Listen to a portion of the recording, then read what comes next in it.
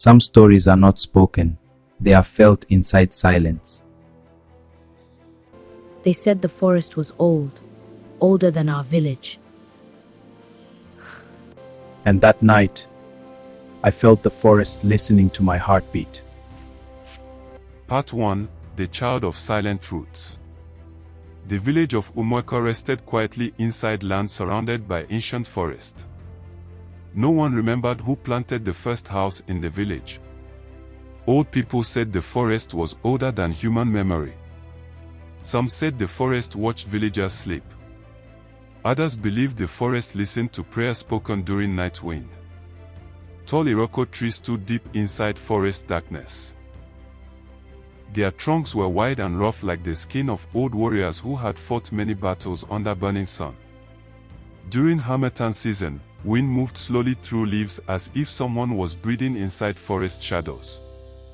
Children were forbidden from entering inner forest. Old women said spirits lived there.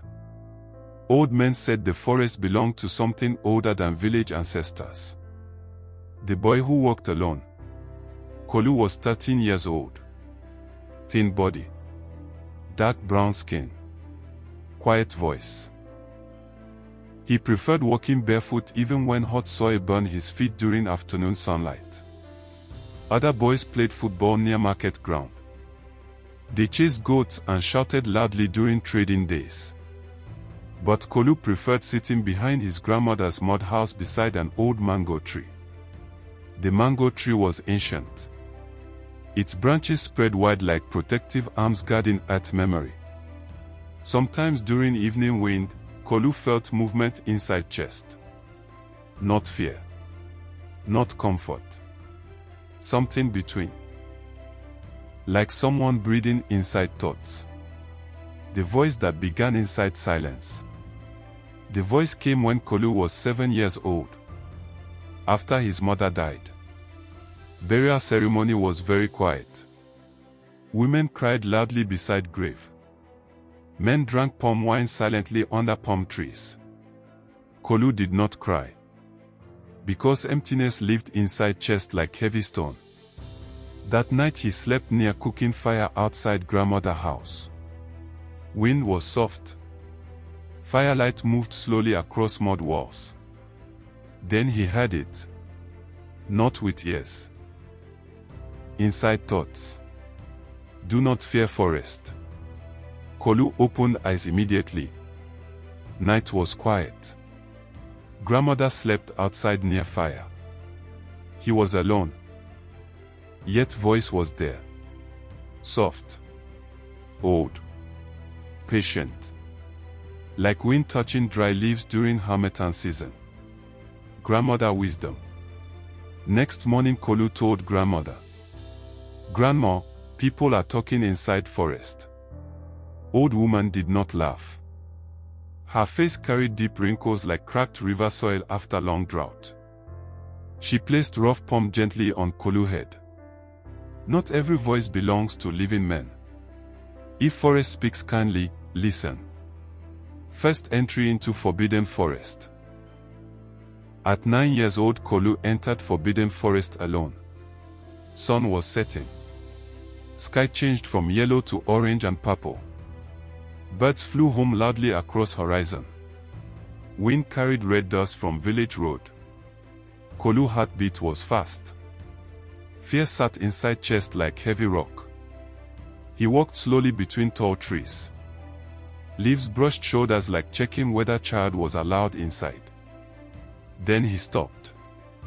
I am here, he whispered. Silence answered. Only wind. Then voice returned. Why are you afraid, child? Kolu fell to knees. I do not know who you are. Voice replied slowly. We are memory of roots. We are guardians of old soil. We speak for trees that cannot speak. Part 2: The Dark Agreement of Roots. As Kolu grew older, villagers became suspicious. They saw him entering forest often. Sometimes he returned carrying medicinal leaves. Sometimes he spoke quietly to himself. Children avoided him completely. Parents warned daughters, "Do not play with that forest boy." His father Okeke was worried. One evening father asked, "Kolu, are you sick inside your head?" Kolu shook head.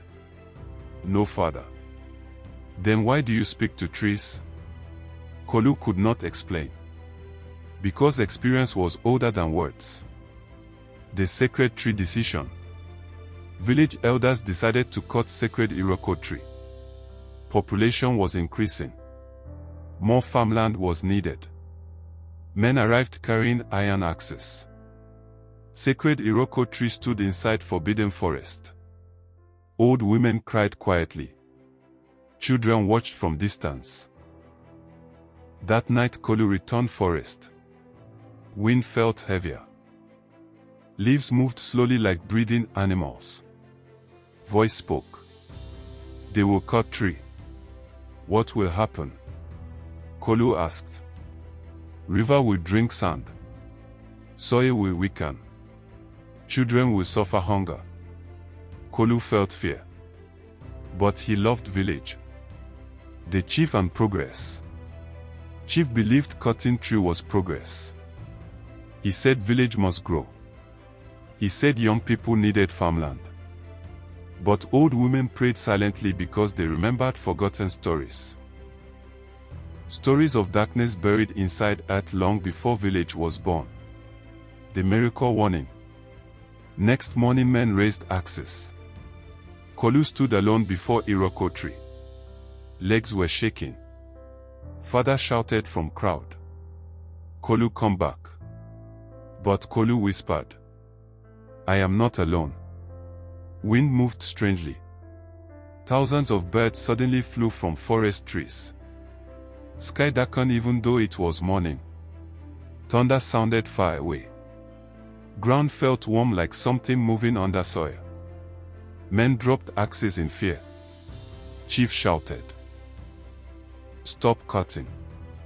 The forest truth. After that day village respected forest.